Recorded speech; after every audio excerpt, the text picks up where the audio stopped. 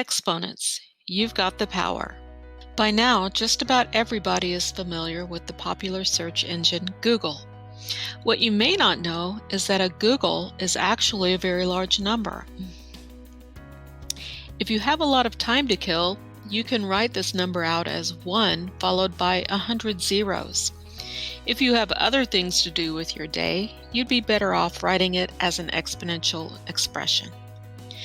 You may be asking yourself, what exactly is an exponential expression? Put simply, these are a quick, easy way to represent repeated multiplication. A Google can be written the long way as 1 followed by 100 zeros, or you can choose to write it as 10 to the 100th power. Each exponential expression consists of a base and an exponent. In this example, 10 is the base. 100 is the exponent. The base is always on the ground level, and the exponent is always floating above it like a little balloon. The exponent tells us how many times we're going to multiply the base by itself. In the case of a Google, this means we'll start by multiplying 10 times 10 equals 100, then 100 times 10 equals 1,000, and so on. And we'll continue multiplying by 10 until we've done so 100 times. There are some classes where you'll spend a lot of time writing exponential expressions, and you'll need to know how to talk about them too. Some of the ways we read these expressions aloud are b to the power of x, b to the x, b to the xth power, or b to the xth.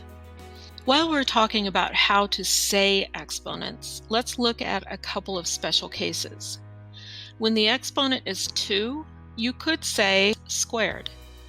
So for example, if you have 5x to the 2, you could also say that is 5x squared. If we're raising something to the 3rd power, you could just say cubed. So a Google could be 10 to the power of 100, 10 to the 100, 10 to the 100th power, or 10 to the 100th. All of these work, and anyone who knows exponents will know what you mean. Let's look at another quick example, 4 to the 3rd. In this exponential expression, the base is 4 and the exponent is 3. We can read it aloud as 4 to the power of 3, 4 to the 3rd, 4 to the 3rd power, or, an example unique to the exponent 3, we can read this as 4 cubed. 4 to the 3rd means we are multiplying 4 by itself 3 times. We can expand this expression or write it out the long way in order to get a better visualization of what this means. In expanded form, 4 to the 3 is 4 times 4 times 4. If your teacher asks you to evaluate an exponential expression, what they want is for you to find the result of multiplying the base times itself the number of times indicated by the exponent. We would evaluate this example, 4 to the 3rd, as 4 times 4 times 4, broken down into 4 times 4 equals 16, and then 16 times 4 equals 64. We've multiplied 4 by itself 3 times. There are also a couple of special cases in exponents that you should know. For example, if you raise something to the 0 power, or if your exponent is 0, the value will always be 1. 1 to the 0 is 1. 17 to the 0 is 1. 1 million to the 0 power is 1. Anything raised to the 1 or to the power of 1 is just itself. If you multiply something by itself one time, it doesn't change. When 10 is your base, the exponent simply tells you how many zeros will be following a 1. 10 to the 1 is 10. 10 to the 2 is 10 times 10, which is 100, which has 2 zeros, which matches up with that exponent 2.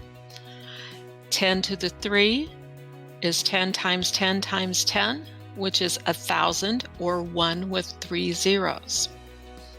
Exponents only apply to the number or variable they follow directly.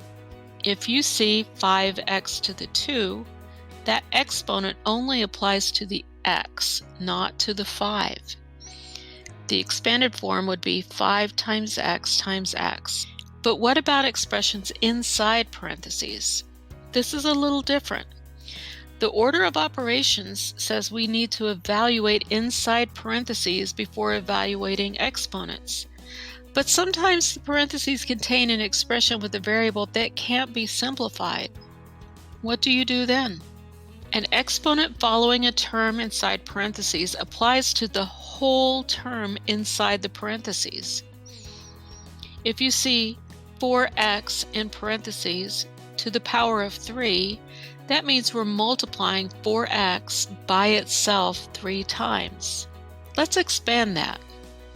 4x times 4x times 4x is the expanded form. Like I said, evaluating this one is a little different because the variable is still unknown. We're going to multiply like terms. So 4 times 4 times 4 on one side, and x times x times x on the other. 4 times 4 times 4 is just like what we looked at before. We multiply the first two 4's together to get 16. 4 times 4 is 16. And then we multiply that 16 times 4 again, so that we multiply by 4 a third time. 16 times 4 is 64. X times x times x is just x to the third. X to the third is still the simplest way to represent our variable. Outside the parentheses, the quantity 4x cubed, or the quantity 4x to the third, becomes 64 x to the third. The exponent now applies only to the x. Those are the basics of exponential expressions, but you may still have some questions. Check out the Introduction to Exponents Examples video for more help, and feel free to send me a message if there's something you're still wondering so I can be sure to cover it in a future video. Oh, and the next time your friend asks you to Google something, consider adding an exponent instead.